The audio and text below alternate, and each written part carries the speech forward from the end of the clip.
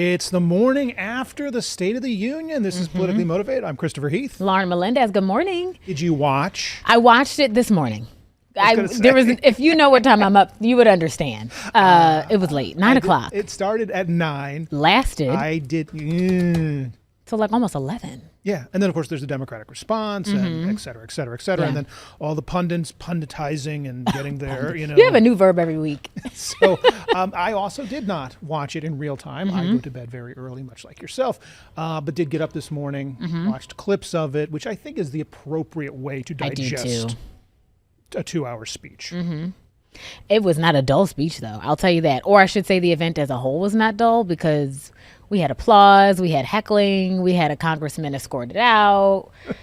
We had some local hockey players who just happened to win this little thing called gold in the Olympics hanging out there. But even that's controversial because the women decided not to go because the president kind of sort of made fun of them a little bit on the phone. And then you have the FBI director who his press people told everyone, oh, he's not in Italy. Oh, wait, yes, he is, but it's for official business. He's not there to check out the Olympics. And then, oh, wait, yeah, he is checking out the Olympics. So awkward. And he's in the locker room chugging a beer, and then he gets a gold medal put on him. And he's the FBI director. Like, there's not other things the FBI director could be doing other than drinking beer with the men's hockey team. Yeah. That was a bad look. So that, added a whole thing to it. Before we get into discussing the State of the Union, I would just like to go on the record and say the best idea any president has ever had would be to get rid of the State of the Union. Really? Article 2, Section 3 of the Constitution requires that the president update Congress on what's going on. Up until Woodrow Wilson, that was not a speech. That was it was a letter. Right. It was how things evolve. Just kind of, well, you know, the advent of radio and then the advent of television, and now all of a sudden you have the bully pulpit. But honestly, it could be a letter. The president could write a letter, send it to Congress, and be like, "Here's the State of the Union, done." It's like when you have meetings that you're like, this could have been an email. The State of the Union, 100%. It should be an I think email. That is our new thing. A the State memo. of the Union could be an email. And I think the first president to get rid of it has my vote for the rest of their time they run. Yeah. Well, let's just start by, we like to give our opinions. That's what we're here for, but also to educate you. And quite frankly, I don't think anybody was surprised by the fact that he said the State of the Union. Full flat answer. It's good. I think there may be only one president in history that has ever come out and said things are not going well for us. We're in a bad way. And he really made it sound like it's butterflies and roses. Yeah, it's always the president putting their best spin on it. And it, depending on what's going on in the country at the time, it's a chance to say, rattle off all of your achievements. We did this, we did this, we did this. And then you also, because in theory, you have both chambers, the House and the Senate, in the same room. Right. It's a time to lay out an agenda and say, here's what I want you to work on. We need to overhaul our infrastructure when it comes to roads, or we need to, find a better way to drive down prescription drug prices or something. And ironically, there was not as much of that as there typically is, like a push for some sort of agenda down the line. There was, in comparison to past speeches, far less than that. Well, and what I found when I was going through what was said is, we had last week, the Supreme Court comes out and says, you cannot use IEPA, which is the framework that the Trump administration was using for the tariffs, to exercise these tariffs. And the president has said, okay, well, there's other things I can do to put tariffs in place. Those are going to be challenged as well, because here's the thing. If he could have done those to begin with, he should have, but he can't, which is why they went with IEPA. IEPA's now been ruled out. Yeah. This new one is not going to go anywhere either. But last night, rather than go to Congress, who, by the way, could delegate some of this power to the president and say, I need you to pass a law giving me authority to do this, he said Congress doesn't need to act, which is bizarre to me. Not only is it bizarre, but it's I don't know, it's just random. But what I will say is this is a man who has maintained true to himself and true to his agenda. He said from day one he was going to come in office and do everything that he wanted to do, and has since done that. So why don't we dig into some of the topics that he covered? Okay. I think the biggest one, immigration. Nobody was surprised there. He touted the sweeping immigration enforcement at the border. He said, I think there have been no illegal crossings in the past few months or something like that. He threw out some numbers that weren't necessarily factually correct. There's no lie that they have all obviously gone down in recent months. Obviously, we've seen the intensity ramping up in Minnesota and just overall. But this was his big sort of, I think, win here. And we saw Democrats very frustrated by this. And when I mentioned heckling earlier, this is when you saw sort of that contentious moment between some politicians in the audience, the few that showed up, because most of them boycotted the entire event and decided they had separate watching parties. They were going to hold separate addresses of the union for constituents because they obviously didn't even think from the beginning he was going to give them the truth. But we have video, we've got some information to show you just how back and forth it got at one point. Public officials who block the removal of criminal aliens, in many cases drug lords, murderers all over our country, they're blocking the removal of these people out of our country, and you should be ashamed of yourself. So he had basically said shame on the Democrats for how they've handled immigration, for pushing back on his enforcement, and for ultimately not prioritizing Americans by allowing people who are not born here legally to enter the country unlawfully. Putting a pin in the immigration for half a second. The heckling. You and I are old enough to remember it was Barack Obama's giving the State of the Union, and a Republican member, as Obama's going over his healthcare plan, he says something and he yells, "You lie," at him, and everyone was like aghast. That, oh my God, I can't believe this happened. How undignified. And now we get to the point where, there was heckling, there were members escorted out.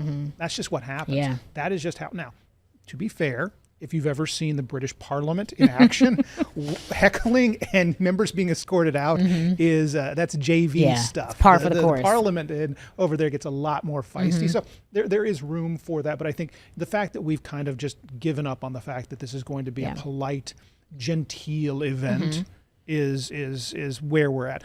On the immigration, that's his strong suit. His polling on that continues to be the best of any of the issues.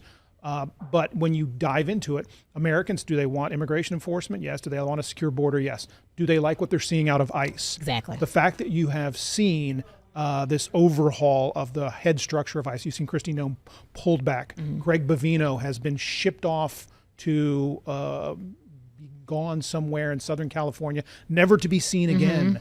And you have Tom Homan now taking really more of the lead on this, reflects the fact that there's a vulnerability there, because Americans don't like what they're seeing with ICE grabbing people, throwing them to the ground. They don't like the masks. They don't like the fact that we've had virtually no investigations into 2 Americans killed. Even still, that is Trump's best issue. On the economy, which is the other thing that he tried to talk about, it's the problem he's running into is, I think, the same one the Biden administration had, which is you can only tell people the economy's great for so long. Exactly. If they're not feeling it. If Americans aren't feeling the economy's great, you telling them it's great ain't going to cut it. And I think this was what was disappointing specifically to the Democrats. And we can talk about, Abigail Spanberger, the Democratic response afterward. But there was just this missed opportunity, it seemed like, for the president to really address American people in terms of what are you feeling in terms of the everyday pinch, right? Can you pay for your groceries? Can you afford a home? Can you, are taxes too high? And he got up there. Obviously, as you mentioned, it's an opportunity to tout all of your accomplishments and sort of say, look at what I did for our country. But you do have to address the elephant in the room. And our economy is not in a state of flourishing at this point. In fact, I'd say we're quite literally far from it because of the other issues that we have talked about, because of immigration, because of, just growing amount of money it costs to just exist nowadays. So he missed the mark, I think, on that. I think so as well. And the other thing that I noticed is we currently have a fleet of ships out by the Strait of Hormuz, right off the Iranian coast. And there was very little given to what's going on in Iran. And by the way, we are 33 weeks removed from the strikes on Iran that we were told when it happened obliterated their nuclear capabilities. Now we're being told that we have to put a strike group out off their coast because they could have a nuclear weapon within a week. And it's like, what is it? What is and happening? Last night would have been a good chance for the president to make this case if we are going to take some sort of I'm getting a phone call, some sort of a kinetic operation against Iran. Yeah. If that's what's going to happen going forward, then that's something he should have brought to the Congress. I also think just in terms of if you're not following politics closely and you're not a Christopher Heath or a Lauren Melendez and you're just thinking, okay, what's happening in, politics around me? What are the big issues? We've seen, our president lead the charge in terms of plucking a Venezuelan leader, out of his country and then throwing him in a jail for drug trafficking. And as you mentioned, the drama with Iran. And then, he sort of cherry picked what state he wanted to send National Guard troops to. It always seems like we have our hand in the cookie jar of somebody else. And I think every day Americans just want to know, like, can I get to next week, or can I make it to the 2 weeks until I get my next paycheck? And when you talk about the State of the Union, that is quite literally one of the biggest things that you can potentially talk about. So, and I mean, there is the authorized use of military force that is available to the president, but let's be crystal clear here. The Constitution gives the authority to declare war to Congress. So, an AUMF is fine, authorized use of military force, but if you're going to do like an actual regime change or something like that, you Congress do need to go through weigh Congress. in. And Right. this gets to, I think, the tariff thing I brought up earlier, where the president said, I don't need Congress to act. Yeah, you do. And maybe that means Congress needs to have some sort of agency for itself and want to reassert itself and not just be this pliable thing that any president can bend to their will. They're the Article 1 branch. Do your job.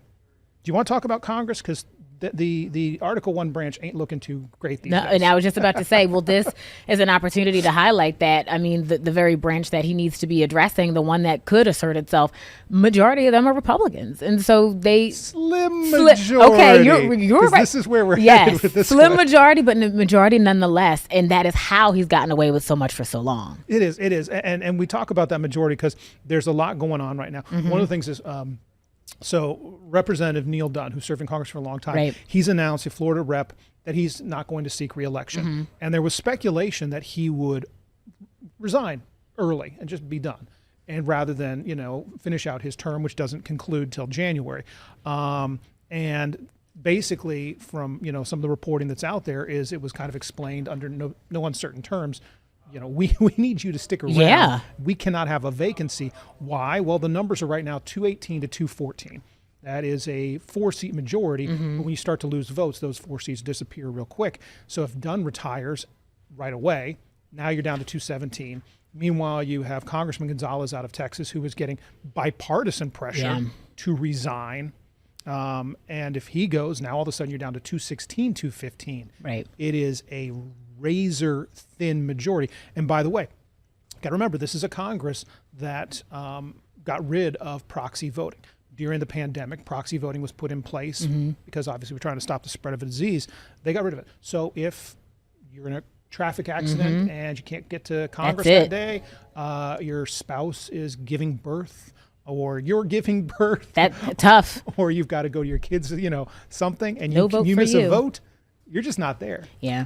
I think this is a really good opportunity for public affairs officials. And I mean, they've got to know who's in position, what elected leader, what congressman is on this committee, because this is really going to have a huge impact on the balance of power, what kind of laws get passed, and what we see happen in our United States government. I mean, fairly soon. Yeah, and this is the next big thing that we're looking out at is the midterms. And you heard the president last night, who obviously is in favor of trying to nationalize the elections, which if you go to the unenumerated rights, that's one of the ones that gets given to the states is to run the elections. But we're seeing this big push to pass the SAVE Act, which is basically DOA in the Senate.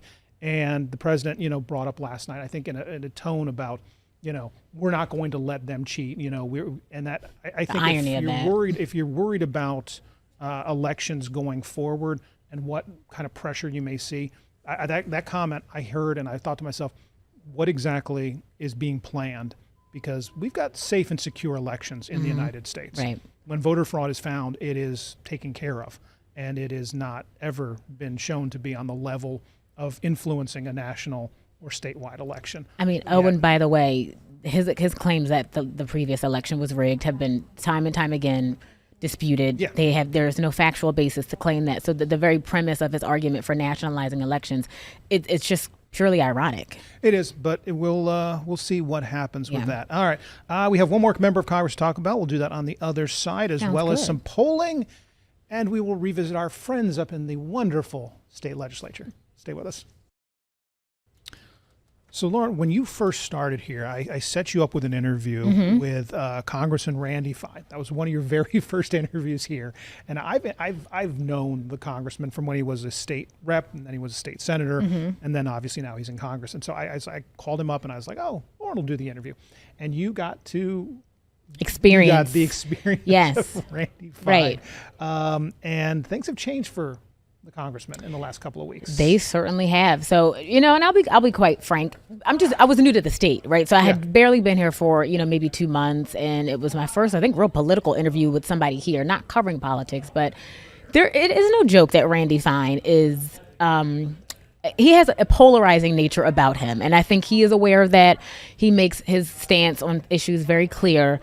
Recently, though, as you mentioned, his popularity has gone down significantly, specifically with Sheriff Mike Chitwood from Volusia County, after he made comments comparing Muslims to dogs. Well, basically saying, if it came to a choice between dogs and Muslims, I'll choose dogs. Yes. And that happens, and then you have Mike Chitwood, who, again, Mike Chitwood, not somebody who holds his punches either, a very outspoken, very popular in Volusia County, and writes, I appreciate the good work Rep. Fine has done to protect our Jewish neighbors, but as sheriff, I just can't turn a blind eye to the harm he's doing to our Muslim community. In Volusia County, that community is small but no less deserving of protection. Their neighbors, business leaders, philanthropists, doctors, teachers, colleagues. I hope the congressman reconsiders his position, but I can no longer support or endorse his campaign to speak for all of us in the House of Representatives.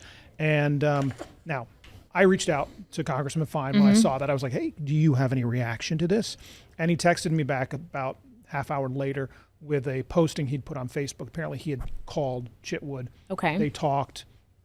It doesn't look like Chitwood's put the endorsement back in, but I think the fact that you saw Chitwood, pull his endorsement on this goes to show that there are certain lines you can't cross. And Chitwood's point is correct. I am the sheriff for the entire county of Volusia. Yes. I cannot be only protecting the people I like. Yeah. And what message does that send? I mean, that's an incredibly important distinction that you make. When it comes to public safety, yes, we know that sheriffs do throw their support behind political leaders as they are elected positions as well. But you can't cherry pick who you want to support and who you want to not support. And also it's also Ramadan. I mean, this is just a terrible time for him to be. It's never a good idea to compare people to dogs at any rate. But I just think this is just a really hard thing to stomach. And it doesn't seem like Randy Fine understands, I think, the implications of what he said and just how harsh it was. I think you're being very generous. Randy's got. When I first met at the time, State Representative Randy Fine, his big issues were protecting Jewish day schools, which had bomb threats, had attacks. As he told me one time, because I'm the only Jewish Republican in Tallahassee, and he was, and so he felt like that was his cause. His other big cause was the Indian River Lagoon, getting nitrates out of it, getting the seagrass back, protecting the wildlife there. Those were really his big issues. Right. And along the way, things changed, and he became more bombastic. He became more aggressive. He, the one who really spearheaded, since he's been in Congress, he's the one that filed the bill for trying to annex Greenland. He's the one who filed an FCC complaint against the Super Bowl halftime featuring Bad Bunny. I mean, a lot of it's performative. And I sit back and I say, what happened to the Randy Fine that cared about constituent issues, right, cared about things that affected his chunk of Florida he represented. And he represents a bigger chunk now as one of our 28 members of the House of Representatives. Right. But how is what he's doing helping the people of his congressional district? Because that's who he used to care about, was the people he represented. Yeah. And it seems like there's, attention, and then there's attention for all the wrong reasons, and he's getting attention for the wrong reasons. And I don't even think that Sheriff Chitwood can sort of reverse course and walk back his support, because that almost feels just bad. You know what I mean? Like, you can't then say, oh, he apologized. I think you have to stand for something and stick to it. He can obviously maybe have some loose affiliations with him, but on the heels of what you're mentioning in terms of sort of the recent track record of Randy Fine, one could go so far as to wonder, how does he see people that don't look like him? What is his relationship to communities of color if something like this isn't a problem for him? And if, like you mentioned, an issue is minuscule as the Super Bowl halftime show, because it's a Latino American, might I add, performer who's going to have all of 12 minutes of TV time. Yeah. So, And then I think you're seeing too. I mean, when Randy Fine got elected to Congress, it was a smaller majority than a smaller margin than what Trump had carried the district in, and even Governor DeSantis, made a comment that there's no love lost between those two. But that basically Randy's not a strong candidate, and that's a reflection of that. We've seen, there is a challenge to him in this reelection, so we'll see if that harms him going forward. And also, of course, lingering out there is whether or not Florida redraws its congressional. Oh, for sure. So That'll we'll be a huge But those will be point of issues to be contention solved by our next governor, which brings us to our next topic. Who is going to be governor? Who is going to be governor? Oh, we've got new polling. University of North Florida. Okay. Public Opinion Research Lab. They do pretty good polling up there. Florida, I've always said, is a difficult state to poll because you're really dealing, especially with close primaries, a subset of a subset of a subset. But they throw this one out there, and Byron Donalds continues to be about the favorite. But in this one, they also did a hypothetical. What if Casey DeSantis gets in? This was interesting. In this one, you've got Donalds at 28, Casey DeSantis at 24. But the big takeaway, again, like we talked last time, is undecided voters at 36%. People still don't know these candidates. And, does Casey DeSantis get in? I still don't see it. Yeah. Thoughts? But it's also interesting. Well, I don't see it either, but it's just interesting that a hypothetical candidate has this much support. To think that what's an overwhelming majority, and where I say second to Byron Donalds, came in and has made no mention. There's no public, hints or anywhere that she's going to run. And on the heels of us not even knowing what the governor wants to do in terms of who he's going to throw his support behind, this is stark, especially because the lieutenant governor, this is what shocked me, barely showed up on the poll. Barely showed up on the poll. The former Speaker of the House, barely showing up on the poll. James Fishback, the outspoken kind of he was there, provocateur, but not by much. He's a rounding error in this poll. Now, when respondents were told, well, Donald Trump supports Byron Donalds, suddenly his support jumps to 47%. The Trump effect. DeSantis slides back to 12. Casey DeSantis, I should say. So I think this is still a race that has not settled. I would rather be Byron Donalds than any of the other candidates at this point. But it's an unsettled race. There's still a lot that needs to be defined. And again, it's a closed primary, so we're only talking about Republicans voting for Republicans. On the Democratic side, Democrats voting for Democrats, and NPAs like myself, we get to wait till November. I also think that's assuming people know that the president threw his support behind Byron Donalds. I think there's a large amount of people in Florida who just are kind of like out here hanging out. He mentions it all the time. I know, kind of hard not to. You get the same press releases I get, and all of them start with Trump endorsed candidate Byron Donalds. Trump endorsed. Trump endorsed. Trump endorsed. It carries still weight in Florida, where Trump's favorability remains.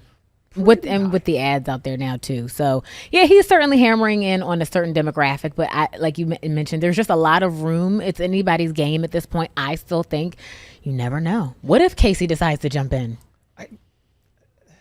Could she sweep past him? I mean, who knows? Florida never ceases to amaze me. If she gets in and Ron doesn't endorse her, that would be awkward. Well, we know then who, of course. Awkward. Maybe that's why he hasn't said anything. I don't know. Because he's just waiting for wifey to jump in. I don't think she's going to get in. I still am of the opinion that this is probably Byron Donalds' race to lose.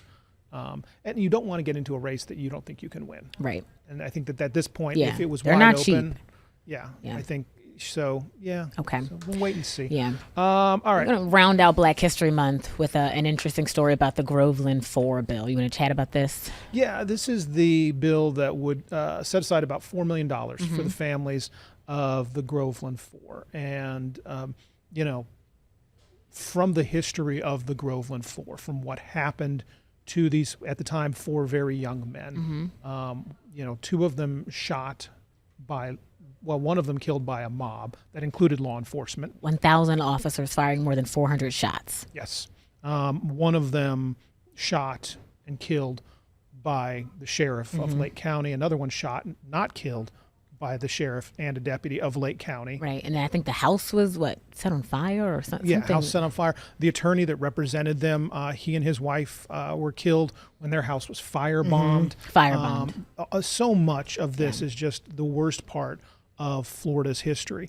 And we should probably give the brief background just Yeah. in terms of, this is 4 young black teens who were accused of raping a white woman and then I think killing her husband, and it was a lie. Yeah, well, raping her, and it never, they were tried in front of an all-white jury. The case was thrown out. The whole thing is again, it's the worst of Florida's history. Florida has, over the years, the city of Groveland, Lake County have apologized. They removed the sheriff's name from a street that it was named after him. The legislature apologized as well. Eventually, they were, posthumously, they were. We saw a lot of work being done to sort of repair what happened. Obviously, that can't, and apologize, but you can't undo history. So this would set aside $4 million for the families, each $1 million for each of the families, the surviving members of the families of the Groveland Four, and essentially, one more step forward in Florida, saying this is a part of our history that we're very ashamed of. It's a part of our history that should have never happened. It is still a part of our history, but we can't go back and change things. What we can do is make these families somewhat more whole. Right. Although to me, I mean, $1 million is a drop in a bucket. If you go and do your research on how heinous and just explicitly, heartbreakingly violent these situations are and how these men were treated, $1 million basically scratches the surface. What's concerning here, what I find to be interesting, is that Senate is supporting it. House is can't seem to get it past the committee. Yeah, the Senate has unanimously passed the payments. It's languishing in the House. It's unclear. We're already kind of into the final few days of the session. If the House will take up the Senate version, because obviously the House version is not moving, so it could come over in messages, and the House could take it up and pass it. But there may be some members that are like, why are we giving money to these families? We've already apologized. We've already tried to go back and we've remove names, and we've done everything we can do kind of procedurally to apologize for this. Why are we paying out? I can understand some of that argument, but at the same time, this was such a stain on Florida's history that again, $4 million is not nothing, but again, yes, this one's languishing in the House. Yeah, and I mean, I would just encourage everybody, because again, this is Florida history. This is our state. We can't ignore it. ClickOrlando.com on our Black History tab. Ashley Garrett did a fantastic story about where things stand, who these men are, and what happened. Because, one does have to wonder, are they just going to sort of quietly let this just sort of disappear and fade into the background? Are we going to see a revival of interest in this? Is it only relevant because it's Black History Month? How does our local legislator, how does our state legislature feel about, to me, civil rights, human rights, and protecting the legacy of the state? And I cannot imagine that $1 million to give to the families who will never see their loved ones again is going to harm them. Yeah. All right. Well, as we bring this thing in for a close, we have the House has passed a budget. We're still waiting for the Senate to do the same. So probably some grist for the mill next week. And, the way the news cycle's going, we could be discussing whether or not the alien invasion from Neptune was successful or, could have gone better. Will we see a rocket launch one day? Who knows? Tune in next time. No, it's lonely out in space. All right, Lauren. Always a pleasure. Always a pleasure. Christopher, Lauren Melendez. We'll see you next week, same time, 8:30 on a Wednesday.